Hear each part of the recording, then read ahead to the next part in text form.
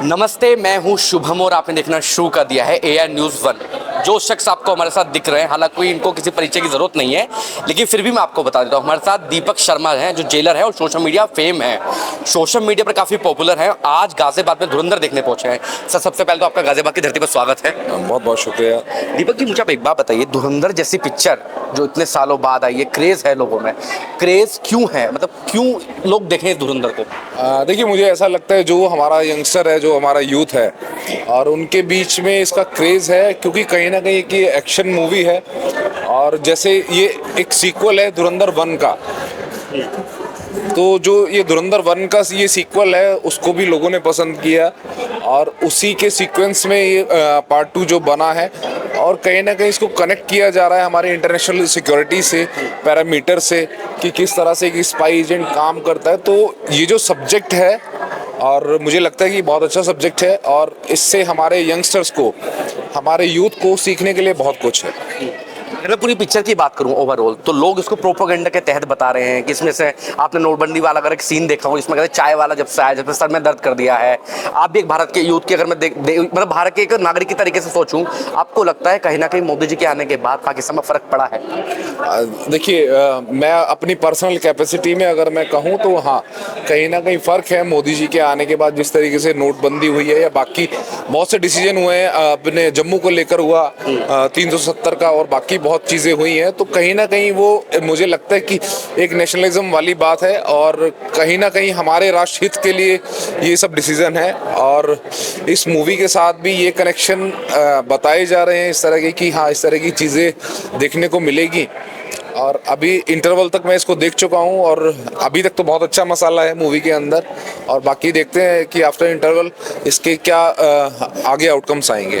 कुछ लोग ये भी कहते हैं जो पहले का समय था जिसमें आपने देखा होगा कि दाऊद के पैसों से फिल्में बना करती थी, जिसमें एक जो ब्राह्मण था वो लालची दिखाया जाता था, जो ठाकुर था वो रेपिस्ट के तौर पर दिखाया जाता था। कहीं ना कहीं वो बॉलीवुड को पैटर्न चेंज होगा। हाँ, एग्जैक्टली। देखिए, ये जो दाऊद का टाइम है ये 80s का दशक है और अभी हम 2026 में हैं, तो कहीं ना कहीं एक मॉडर्नाइजेशन भी हुआ है और क्लासिफिकेशन भी हमें देखने को मिला है। जो चीज़ें 1980 में थी और जो अभी एट प्रेजेंट है, बहुत बदलाव है। लोगों की सोच में बदलाव है, उनके सोर्स ऑफ इनकम में बदलाव है, चीज़ों में हर तरीके से बदलाव है। तो कहीं ना कहीं मुझे ऐसा लगता है कि वो चीज़ें एक हमारी पास्ट थ्योरी थी और प्रेजेंट कुछ और है। दीपक जी, आपकी तो जो पुलिस विभाग की जो नौकरी होती है वो तो खुले तौर पे खुली किताब है, लोगों को पता चलता है कि आप कैसे लगे, आपका पास क्या रहा। जो हमारे एजेंट होते हैं उनको तो किसी को नाम भी नहीं पता होगा, अगर यहाँ ये सच्ची घटनाओं पर आधारित है, लेकिन हमसे नहीं पता कौन था, कैसा था। उनको लेकर एजेंट के बारे में क्या कहते हैं जो देश की सेवा में लगे रहते हैं? हाँ, देखिए, ये जो एजेंट्स हैं, स्पाई जो भी हैं, ये बड़ी एलीट फोर्सेस हैं। इसमें जैसे हम सिर्फ इतना जानते हैं कि आईबी है या रॉ है, इस तरह की एजेंसीज काम करती हैं। तो ये पूरी तरह से कॉन्फिडेंशियल है और चीज़ें बाहर नहीं आती, जैसा आपने कहा। और जितना अगर मैं अपने यूथ को बताना चाहूँ तो अगर आप इस तरह की फोर्सेस में भी अगर आप जाना चाहते हैं तो आपको आईबी के अंदर अगर आप जाते हैं तो आप ACIO आप जा सकते हैं। और बाकी तो गवर्नमेंट है, अगर उनको लगता है कि जैसे जिस तरीके से इस मूवी में करेक्टर को, हमजा को पिक एंड चूज़ किया, तो ये बहुत हद तक ट्रू है। और गवर्नमेंट को एजेंसी आपके ऊपर पूरी तरह नज़र रखती है। अगर उनको लगता है कि you are the fit, you are the compatible for the task या फॉर द असाइनमेंट, तो वो आपको इसी तरीके से चूज़ करती है। जैसे पिक्चर में नशे को लेकर काफ़ी चीज़ें दिखाई गई हैं। अगर मैं पंजाब के नशे की बात करूँ, जैसे वहाँ चिट्टा वगैरह के तमाम वर्ड यूज़ किए गए हैं।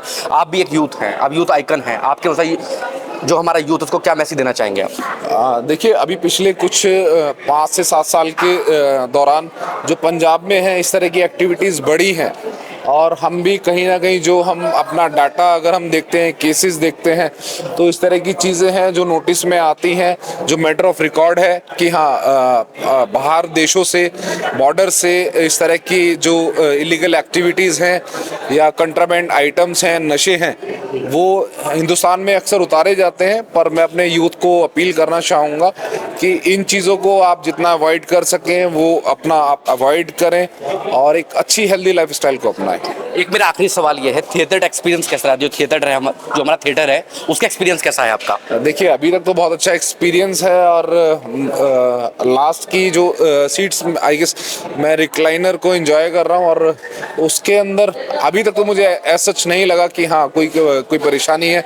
जो सीट की वर्किंग है बहुत अच्छी है और जो सामने विज़न है स्क्रीन का वो डायमेंशन अच्छा है और अभी तक मैं इसको मूवी को भी और थिएटर को भी एंजॉय कर रहा हूँ। ठीक है, तो ये थे हमारे साथ जेलर दीपक शर्मा, जिसको आपने कभी ना कभी कहीं ना कहीं रील में जरूर देखा होगा। बाकी खबरों के लिए आप देखते रहिए AI News 1। धन्यवाद।